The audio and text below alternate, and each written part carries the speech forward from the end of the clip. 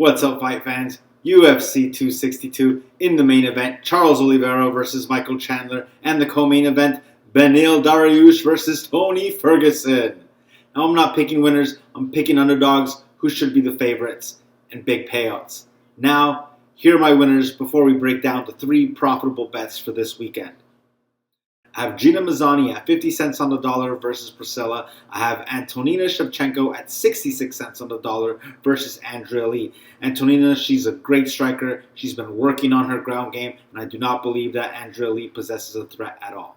I have Andre Muniz versus Ronaldo Souza at 83 cents on the dollar. Now, although this is a better matchup for Souza because he is facing a grappler, I feel if Munoz decides to strike, which should be a big disadvantage for Souza, could be lights out for that glass jaw. I think that he's just over the hill. He's fighting in his 40s. Not a good fight for Ronaldo Souza.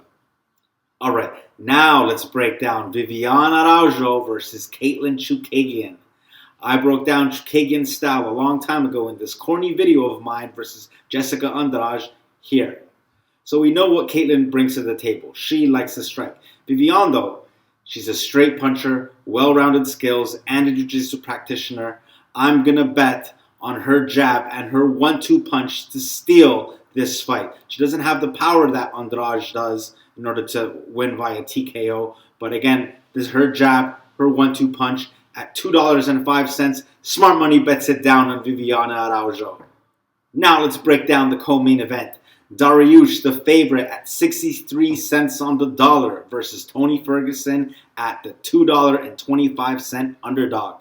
Beneil Dariush, he's a high-level black belt. He's a good grappler who's adopted some good striking skills, and he's always working for control in the clinch.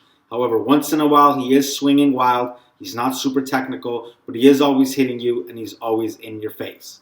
And he's a great 1-2 from the southpaw position. Now, Tony, he comes with a high pace. He's extremely unorthodox. He's hard to knock out. He's a straight puncher. He always loses the first round of every single fight, but then he comes back. And he comes and he hits you with his cardio, with his brick of a chin. He outworks you. He does a great job of locking in submissions in the scrambles. Now, considering he has lost his last 2, I do believe that he is somebody that evolves, that he's consistently changing. So with that, his striking, his jabs, his straight punch, his heart is why I'm going to put smart money on Tony Ferguson at $2.25 on the dollar.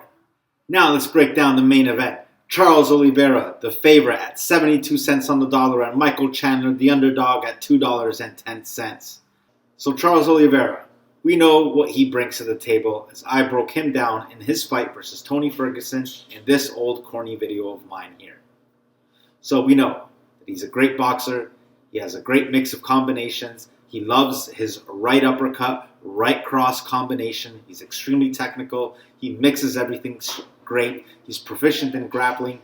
In his 30 wins, 19 of them came from submissions and 8 of them from knockouts. He's the role model mixed martial artist, and he just seems to be in the zone right now. Now, Michael Chandler, he's the shorter fighter, 71-inch reach. He has a great 1-2 punch. He has power in his left hand and his right hand. He's always switching the stances from orthodox to southpaw, but the majority of the times he is the smaller fighter. Little guys. His strategy seems to be pretty consistent with guys that are bigger than him. He goes to the body first with everything that he has, then he goes upstairs with either the left or the right. Now with that straight right cross, that straight left cross, it is a great technique. He's utilizing the fundamentals.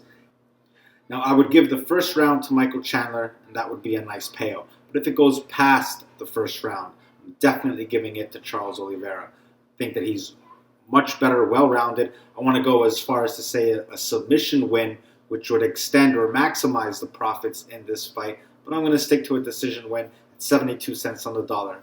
Who got the better strategy and that killer instinct? We're going to find out.